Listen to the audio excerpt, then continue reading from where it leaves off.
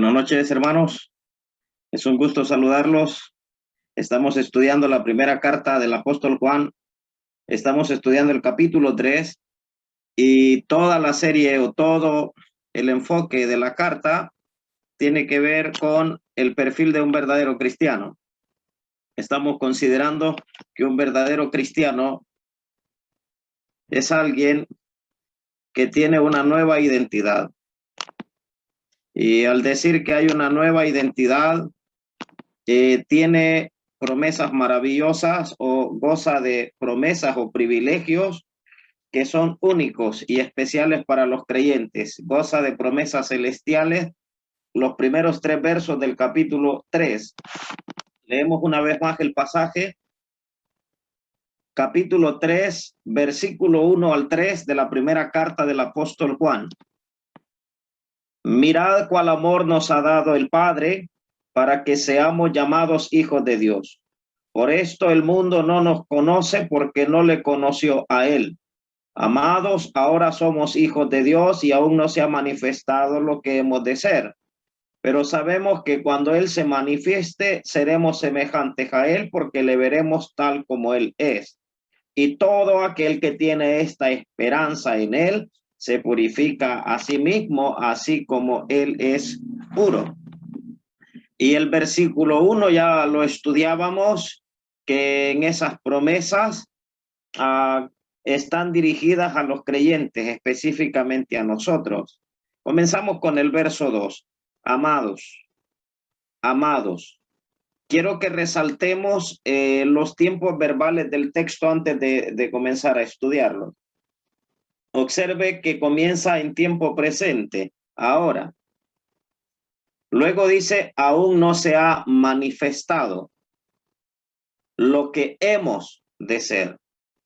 No solamente hay presente, sino también hay futuro. Y en esas promesas contempladas para nosotros los creyentes, hay muchas cosas que poder, hermanos, resaltar. Comencemos con la primera palabra que usa, amados. Decíamos que es un calificativo que él está usando frecuentemente para referirse a los creyentes. Y allí, en ese calificativo, amados, sugiere que es único en su especie. Está hablando de alguien que es especialmente amado, un amigo querido, una persona amada. Literalmente significa muy amados de Dios y por tanto eran muy amados de Juan también, es obvio. Pero en ese afecto, en ese trato tierno de un hermano a otro, creo que tenemos que ser sinceros y en algunas ocasiones reconocer que hemos sido groseros con algunos de nuestros hermanos. No malentienda. Cuando hay que corregir, sí se debe corregir, pero se corrige con amor. Nosotros lo que encontramos en el trato de Juan hacia los hermanos es un tierno afecto de un padre espiritual hacia su hijo. Pero muchas veces nosotros caemos en el error frecuentemente de decir, es que yo no tengo pelos en la lengua para decirle la verdad a otro. Y allí lo que hacemos es escudar nuestra falta de amor hacia nuestros hermanos.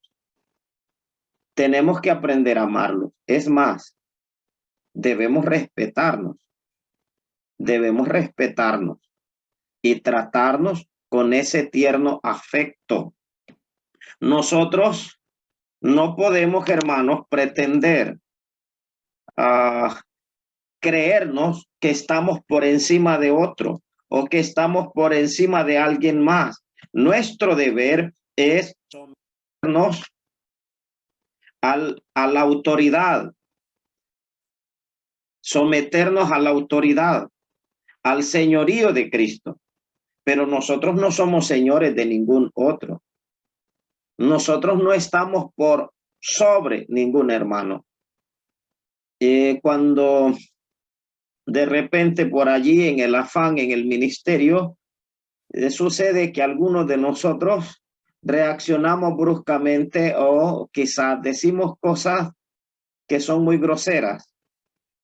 Tenemos que aprender nosotros a amar y a respetar a nuestros hermanos. Y aquí tenemos un ejemplo claro. Juan les dice amados. Para él hay un tierno, una relación muy especial, entre él y sus hermanos. Luego utiliza esta palabra ahora, en contraste con aún no se ha manifestado, que es lo que sigue. En contraste con ello, dice ahora ya. Eso es un hecho. Somos hijos de Dios en realidad. Aunque el mundo no nos conoce como tales, de acuerdo al verso 1, pero ya somos hijos de Dios. Es un hecho. Hermanos, no hay aquí lugar a duda. Aquí no hay lugar a duda. Es un hecho que somos hijos de Dios. Es un hecho que pertenecemos a la familia espiritual. Pero ¿qué es lo que ya tenemos? O sea, somos hijos de Dios. Pero en sí, ¿qué es lo que quiere decir el texto? Yo quiero hacer un recuento así rápido de algunos privilegios que ya tenemos, de algunos de los privilegios que ya tenemos, que ya los hemos experimentado, que ya nosotros disfrutamos de ellos. El nuevo nacimiento es un privilegio que es un hecho, que ya lo hemos experimentado. ¿Cuándo? En el día de la conversión. Somos hijos de Dios. En ese mismo momento también experimentamos otro privilegio, la libertad de la esclavitud y de la condenación del pecado. Nosotros éramos esclavos del pecado, estábamos condenados a un tormento eterno. Ya fuimos liberados de esclavitud y de condenación. Nuestros pecados han sido perdonados, también es otro privilegio que ya tenemos. Disfrutamos también desde el día de la conversión la presencia moradora del Espíritu Santo en nosotros de manera permanente. Ya esos privilegios, ya esas experiencias ya son una realidad. Voy a tratar de explicar algo, quizás no es la forma más, quizás más apropiada para poder describirlo, pero sí nos dará una gran idea de lo que queremos transmitir. No sé, de repente a alguno de ustedes le ha tocado pagar algún paquete de vacaciones en determinado lugar. En el paquete le incluye a veces transporte, desayunos, el hotel, quizás algunos atractivos, algunos paseos, no sé. Pero cuando usted va en camino en el viaje, usted ya va disfrutando del paquete que usted adquirió, pero todavía no ha disfrutado lo que falta, pero es un hecho que lo va a disfrutar porque fue lo que usted consiguió. Exactamente, algo así va relacionado con la salvación. La salvación es un hecho, es una realidad. Nosotros la disfrutamos. Ya tenemos la salvación, tenemos vida eterna desde el momento que creímos en Cristo de corazón. Pero hay privilegios, hay beneficios para nosotros, beneficios espirituales que aún no hemos experimentado, pero que es un hecho, que lo vamos a experimentar. ¿Por qué? Porque eso está incluido dentro de la salvación. Eso está incluido dentro del paquete de la salvación. Voy a mencionar algunas de ellas. Voy a tomar 7, vamos a ver, 6 de los privilegios que nosotros tenemos, que aún no hemos disfrutado, pero que es un hecho que muy pronto lo vamos a experimentar. Uno de ellos es la transformación del cuerpo. Pablo dice a los filipenses, el cual transformará el cuerpo de la humillación nuestra a un cuerpo semejante al del cuerpo de la gloria de Cristo, o un cuerpo semejante al cuerpo de Cristo glorificado. Quiero hacerle una pregunta. Cuando la Biblia dice la transformación del cuerpo, lo que está sugiriendo es que este cuerpo va a tener cambios. Básicamente, la Biblia habla de un cuerpo de debilidad, que es el nuestro, a un cuerpo de poder. De debilidad a poder. Habla de un cuerpo material a un cuerpo espiritual. O la Biblia habla, dice de un cuerpo animal, no significa que es que nosotros seamos unos animalitos en realidad. Lo que sugiere la palabra en el griego está relacionado al alma, a ánima. Entonces de allí viene un cuerpo animal y será transformado a un cuerpo espiritual, a un cuerpo de deshonra, a un cuerpo de gloria. Siempre hemos tenido el concepto de que en la transformación del cuerpo, y espero no decepcionar a alguno ni desalentar a alguno que tenía la idea esta, que le van a cambiar de cuerpo. Si ahora usted quizás se ve así y dice usted, pero no hay problema, no soy tan elegante o tan guapo o tan bonito o bonita como quisiera, pero en la transformación me darán otro y me darán uno de un modelo o de una modelo. La Biblia no dice tal cosa. Si usted ve en la transformación del cuerpo de Cristo resucitado, a él los discípulos le podían reconocer. Le podían reconocer porque no le cambiaron cuerpo, sino que fue transformado su cuerpo, un cuerpo de debilidad a un cuerpo de poder, un cuerpo de deshonra a un cuerpo de honra o de gloria, de un cuerpo animal a un cuerpo espiritual. Exactamente lo mismo con los creyentes. Nuestro cuerpo será un cuerpo perfecto. Eso sí, hermanos. No más problemas con el pecado, bendito sea el Señor. No más problemas con esa naturaleza caída. Ya no tendremos esa lucha. Y eso está incluido en la transformación del cuerpo. Pero también la Biblia no solo habla de la transformación del cuerpo. Hay otro privilegio que es el arrebatamiento o el rapto de la iglesia. Aunque en el Nuevo Testamento la palabra literalmente no aparezca o textualmente el arrebatamiento o el rapto de la iglesia, mejor dicho, pero es un hecho que la Biblia sí habla del arrebatamiento de la iglesia. ¿Qué es el arrebatamiento de la iglesia? Eso es lo que va a mencionar él aquí. Hermanos, el arrebatamiento de la iglesia es la promesa que nosotros estamos esperando hoy. Quiero explicarle algo. El himno 112, si Pascual un río, es aquí mi porción, tiene una expresión que nosotros también deberíamos apropiarnos de ella porque es muy bíblica o el concepto realmente es bíblico totalmente. Dice en la frase del himno, mas no es la muerte que espero, Señor. La tumba, mi meta no es tu pronta venida. Tu pronta venida. Eso es lo que espera.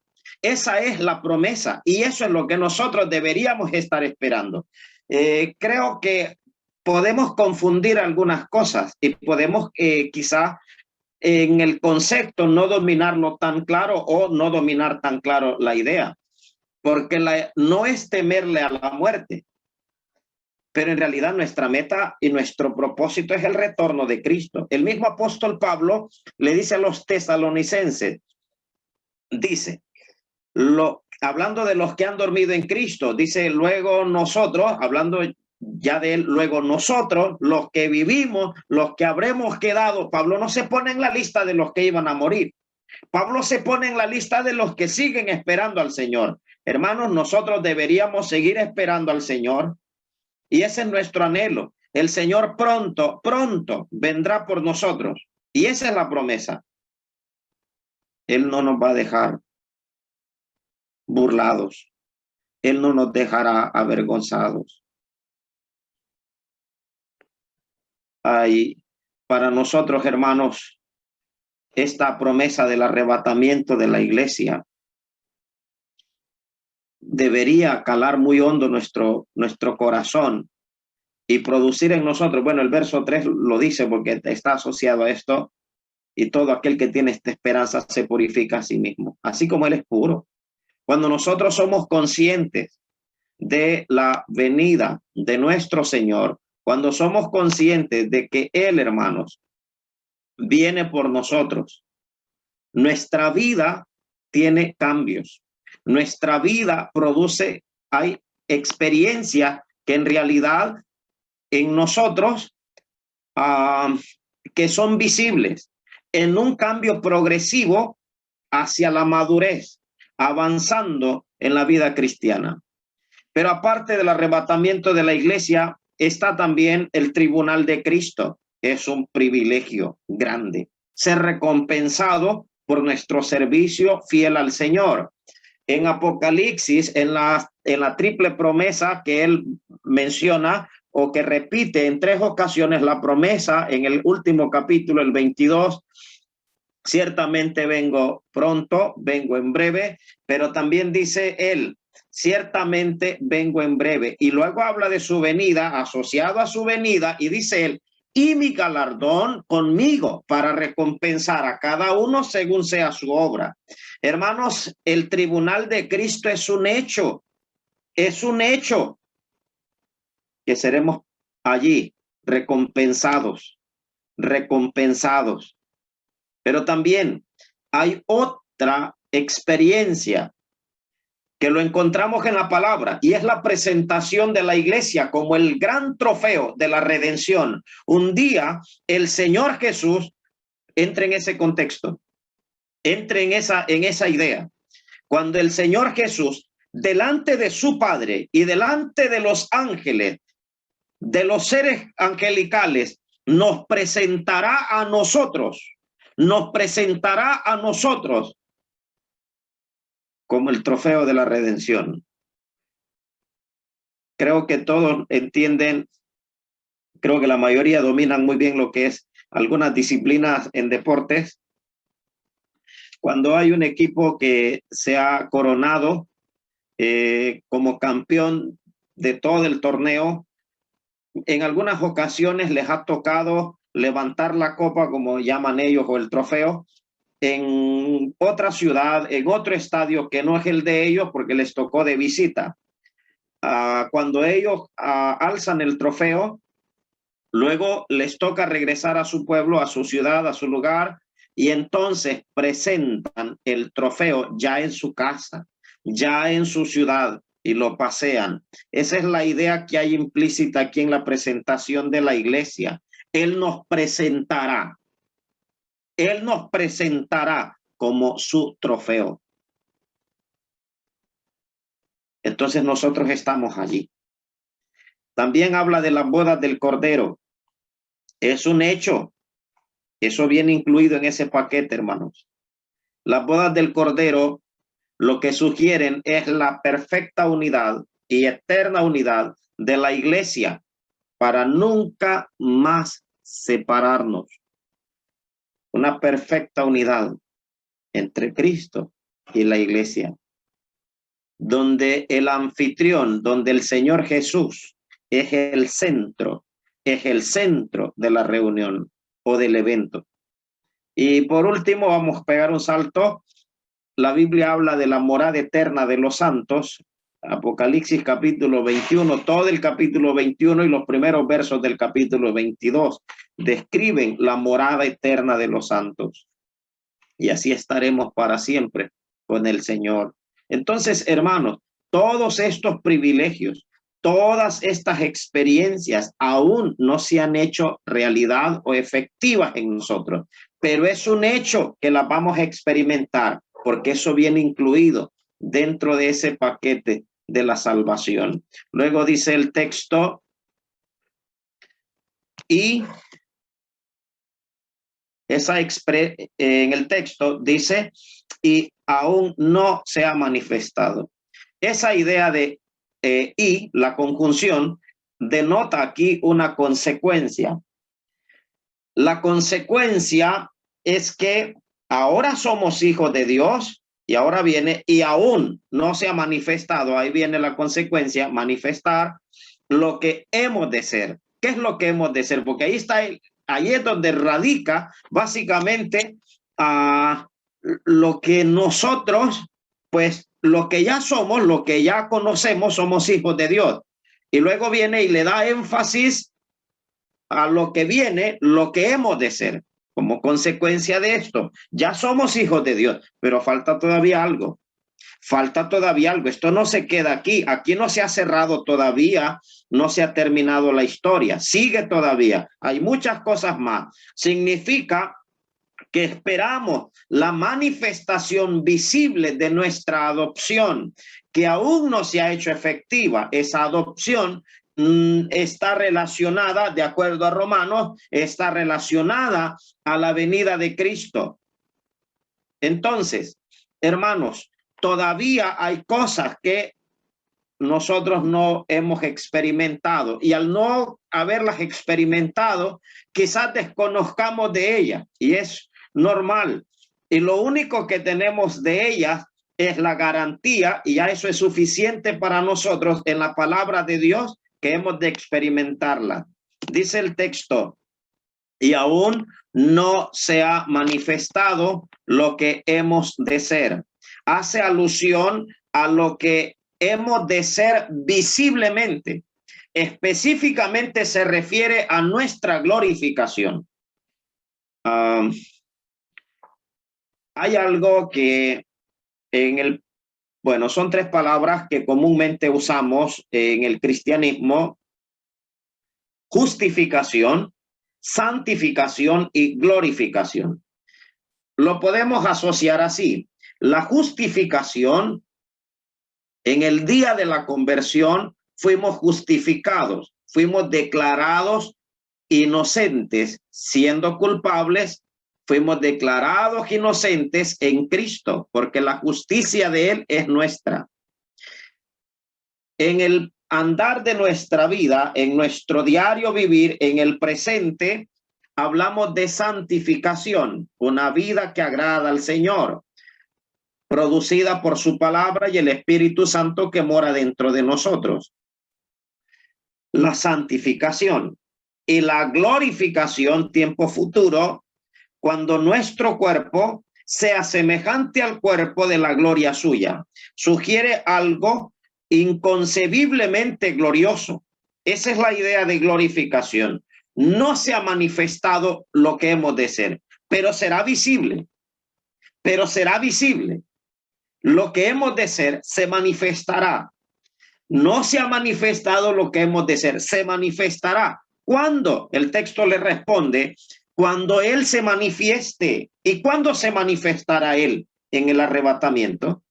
Entonces, hermanos, una vez se lleve a cabo el arrebatamiento de la iglesia, allí también nosotros experimentaremos esta promesa. Cuando Él se manifieste, aquí es utilizado para referirse al arrebatamiento de la iglesia. El arrebatamiento es la llave que abre la puerta al programa profético. Si usted es alguien curioso por profecías y estudios proféticos, quiero decirle que saque de su cabeza la curiosidad. No estudie por curiosidad, estudie por necesidad. El libro de Apocalipsis y cualquier pasaje profético no debería estudiarse por curiosidad, sino por necesidad, y allí produce convicción. ¿Por qué decimos que es la llave? Hermanos, no puede acontecer absolutamente nada del día del Señor descrito en el libro de Apocalipsis, específicamente desde el capítulo 6 hasta el capítulo 20, la parte final del 20 y obviamente el resto también. Pero hablamos del día de juicio. Desde allí hasta el capítulo 20 no puede ocurrir nada de esos juicios, porque nosotros seguimos aquí en la tierra. El Espíritu Santo sigue morando dentro de nosotros. No hemos sido trasladados al cielo. Si alguien le ha dicho a usted, yo sé que la mayoría lo dominan, pero de repente hay algunos que todavía está titubeando en esto o desconoce totalmente. Si a usted le han dicho que el COVID-19 es parte de la tribulación, y usted les creyó, pues lo engañaron. El COVID-19 no es parte de la tribulación. Todavía no estamos en la tribulación o gran tribulación, como usted quiera llamarlo. La iglesia sigue sobre la faz de la tierra y hasta que el Señor Jesús venga por nosotros, entonces, por eso decimos que el arrebatamiento es la llave que le abre la puerta al programa profético. Cuando seamos trasladados al cielo, entonces allí comenzará a desarrollarse todo el programa profético, ese programa eterno.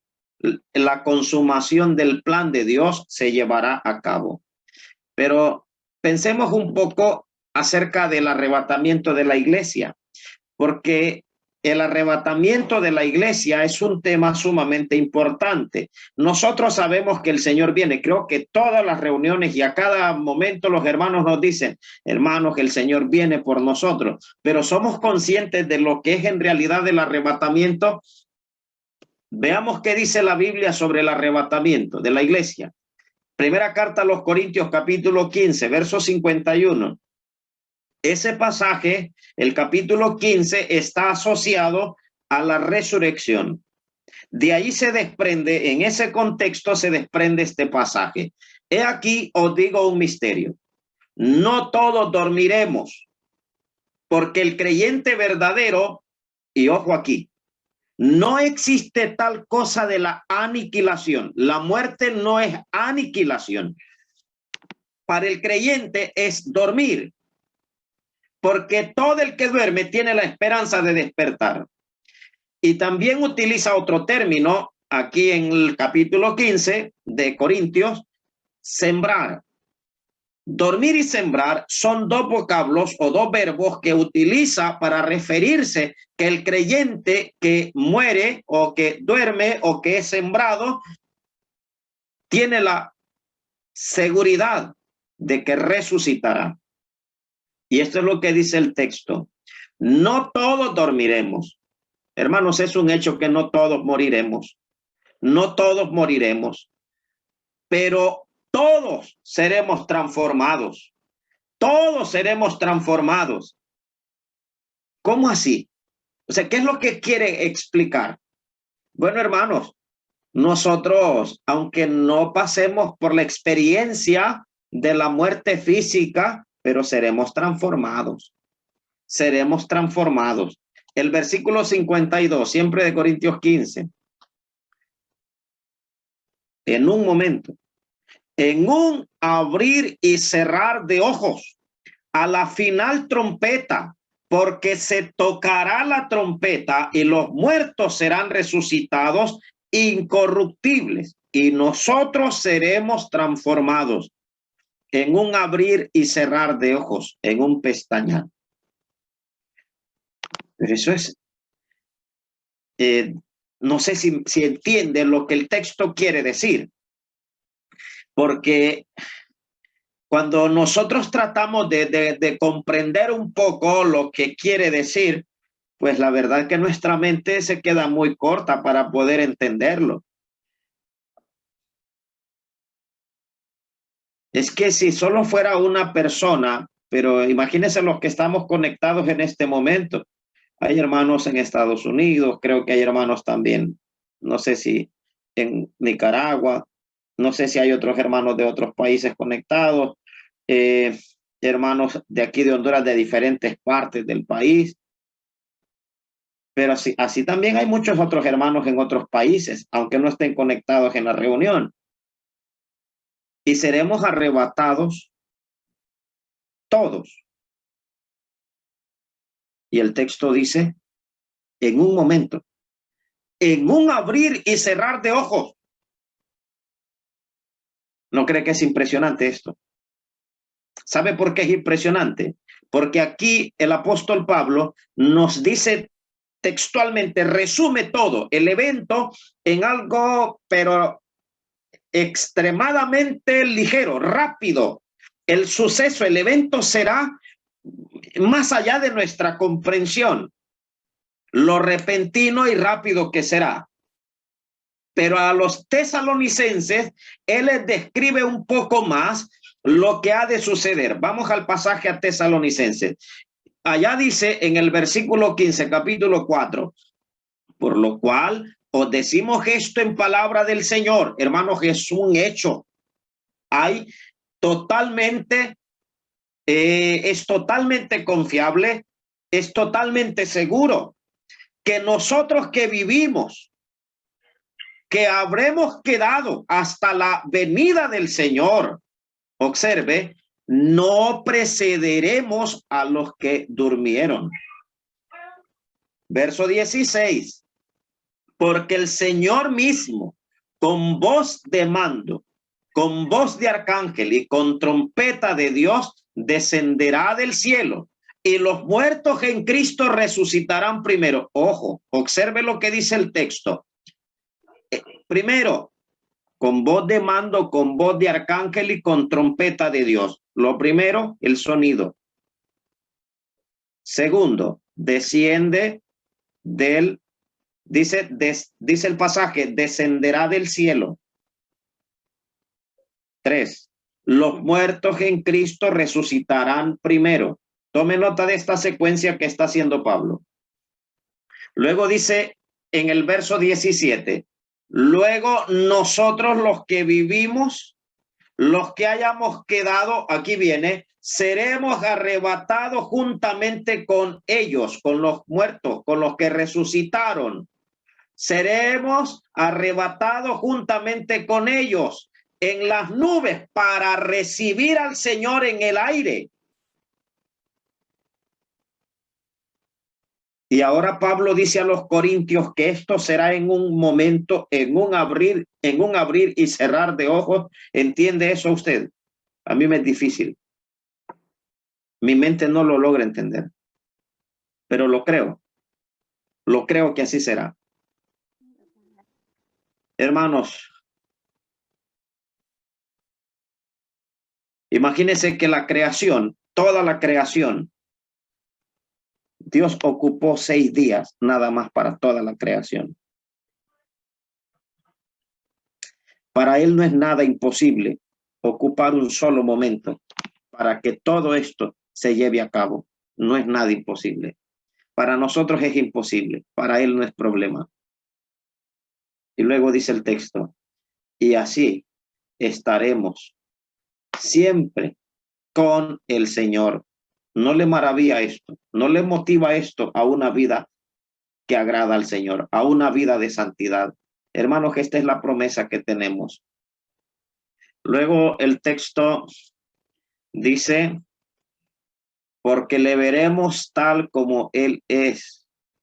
Porque le veremos, versículo 2 siempre, la parte final, seremos semejantes a Él porque le veremos tal como Él es. ¿Qué significa le veremos tal como Él es?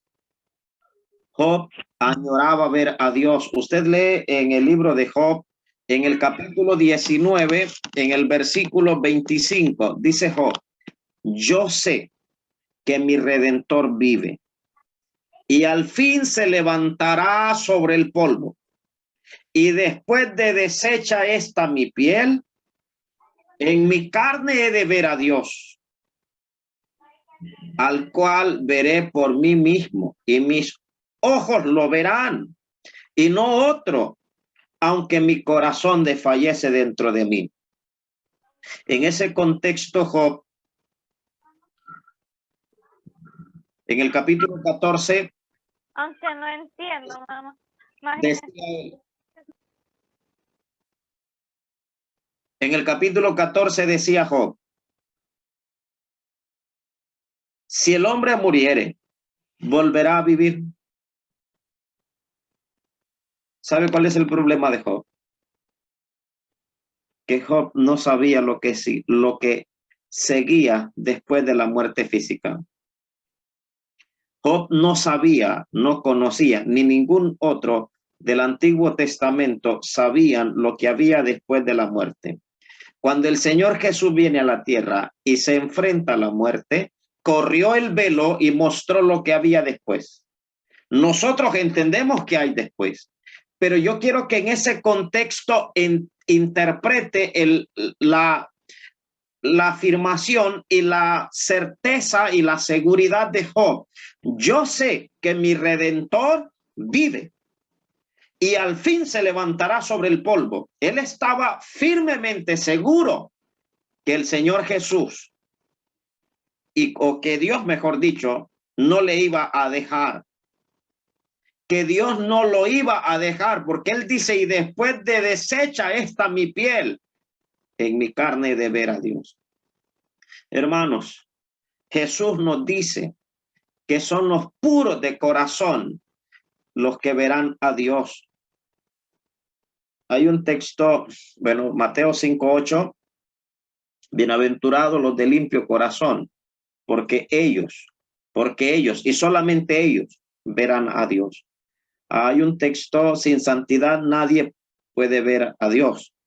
Nosotros lo hemos interpretado, hemos buscado la forma de interpretarlo y restándole un poco a la importancia de la vida de santidad. De repente algunos dicen, bueno, hermanos, cuando el texto dice sin santidad nadie verá al Señor, significa que los incrédulos que nos rodean no podrán ver al Señor en nuestra vida. De hecho, sí tiene mucha aplicación y sí se pudiera sacar una idea como esta. Pero en realidad lo que el texto está diciéndonos a nosotros es que la evidencia de que usted es un verdadero hijo de Dios es su vida de santidad. Su vida de santidad es la evidencia principal de que usted es un verdadero hijo de Dios. Y si es un hijo de Dios, un verdadero hijo de Dios, es un hecho que usted verá a Dios. Pero si usted no puede vivir en santidad, no hay vida de santidad, porque no es salvo, entonces, ¿cómo verá a Dios? Para verlo en su gloria, hermanos, significa que seremos transformados a su imagen y seremos transformados a su semejanza. En la primera carta a los Corintios, Pablo dice en el capítulo 13, versículo 12, dice, ahora vemos por espejo oscuramente, mas entonces veremos cara a cara. Hermanos, un día estaremos cara a cara con el Señor. Un día le estaremos viendo a Él tal como Él es. Esto se refiere a la glorificación del creyente. En Romanos capítulo 8, versículo 29, nos dice esta misma idea de la glorificación del creyente, porque a los que antes conoció, también los predestinó para que fuesen hechos conformes a la imagen de su Hijo, para que Él sea el primogénito entre muchos hermanos. El Señor Jesús tiene que reflejarse en nuestra vida. Pablo le dice a los filipenses, aquel que comenzó en nosotros la buena obra la perfeccionará hasta el día de Jesucristo. Dentro de nosotros se está forjando el carácter de Cristo. Nadie, absolutamente nadie que no tenga semejanza a Cristo puede entrar al cielo. Nosotros, si somos verdaderos creyentes, en nosotros se ha comenzado desde el día de la conversión a reflejar y a tallar el carácter de Cristo. Y eso tiene que ser un proceso. El que comenzó en nosotros la buena obra la perfeccionará hasta el día de Jesucristo. Él muy pronto viene por nosotros. Y ahí se reflejará en toda su plenitud el carácter de Cristo en nuestra vida, cuando el Señor venga por nosotros.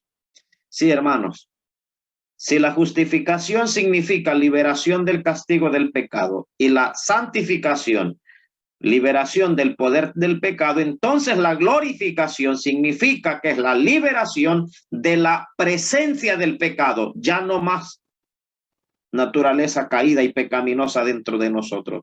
Se acabó. Cuando nosotros, hermanos, tome usted esta idea, un ejemplo nada más, para tratar de entender un poco el concepto que hay acá. Si alguno de nosotros es parte de este mundo y ahí en la entrada, ahí en el cielo, bueno, la Biblia no lo dice, usted imagínese, póngase alguna idea en su cabeza.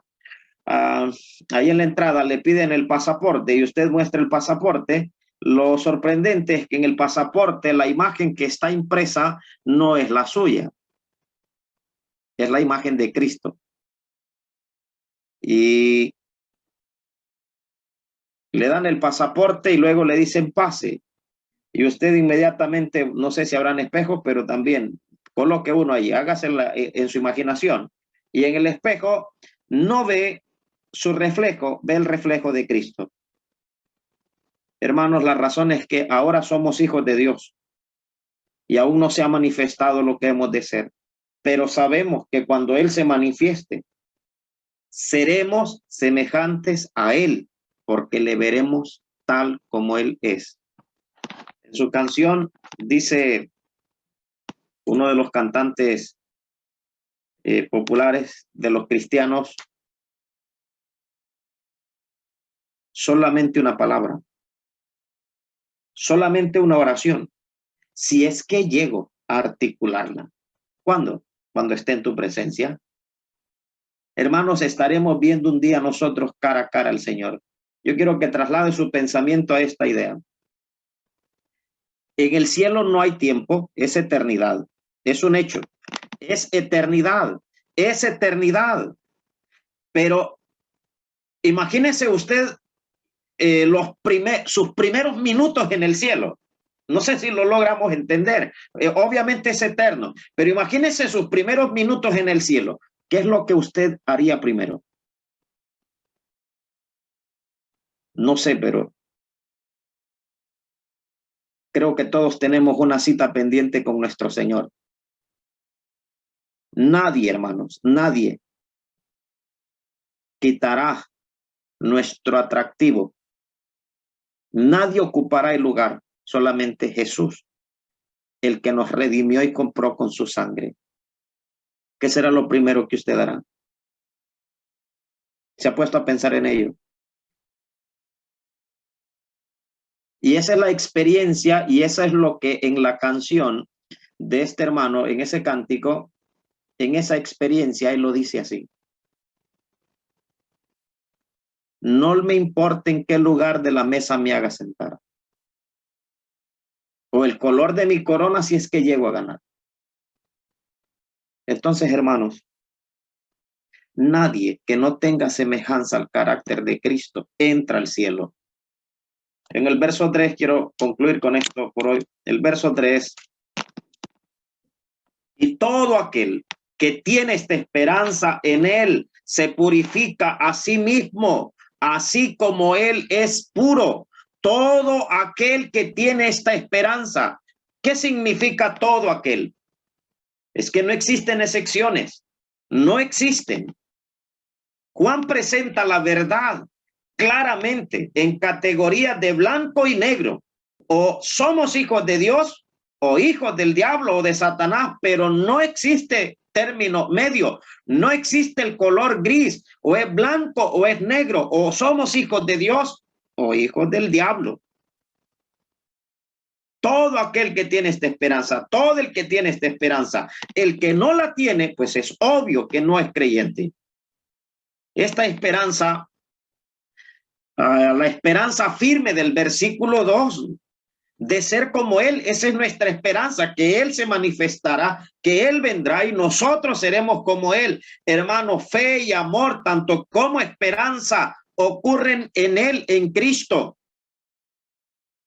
La esperanza está fundada en sus promesas inquebrantables. Allí descansa, hermanos, nuestra esperanza. Por eso la esperanza no avergüenza. La esperanza no avergüenza, hermanos. Bendito sea el Señor, que esta es la esperanza que tenemos nosotros los creyentes. Nos detenemos aquí, hermanos. Quiere el Señor bendecir nuestra vida siempre con su palabra.